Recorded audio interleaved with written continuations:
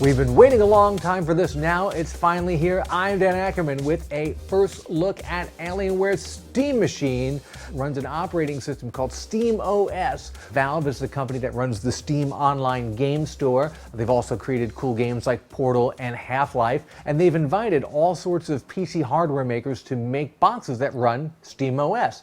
And the first big one to be released is going to be the Alienware Steam Machine. It should be out in November for $450. And for that, you get a basic looking box that's essentially a PC and a console box, Core i3 CPU, custom NVIDIA GPU, but most importantly, this guy right here, the Steam controller. So with the Steam controller, Valve set out to reimagine how you controlled games. So it's got these two pads on it, these two sort of almost touch pads, combined with one stick and a bunch of buttons and some triggers and paddles.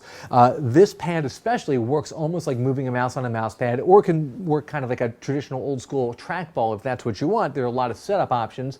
And frankly, in hands-on use, it works differently in different games, better in some, not as good in others.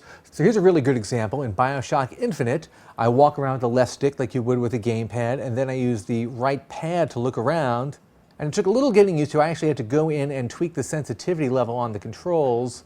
We can actually go into the configure the game controller section, and you can see how the controller here is set up. And then you can choose different configurations, either recommended ones or ones provided by the community. And as more people get this system, hopefully they'll come up with their own key bindings and settings that work and upload them. It actually works fairly well with things like strategy games like Civ 5, where you really do have a lot of fine control to zoom all over the map and then take control of individual units.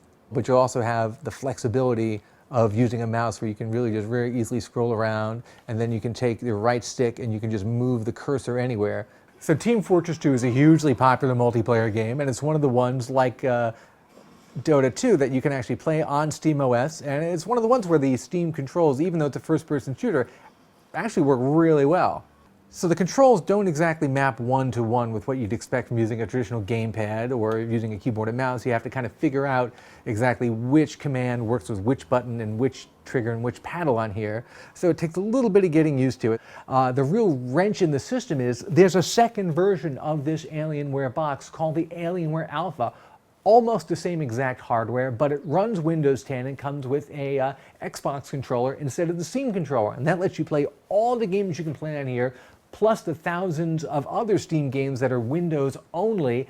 And the strange thing is that box and this box cost exactly the same.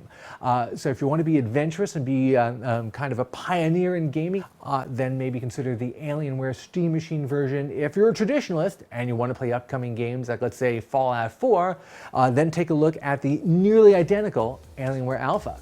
I'm Dan Ackerman, and that is the Alienware Steam Machine with Steam OS.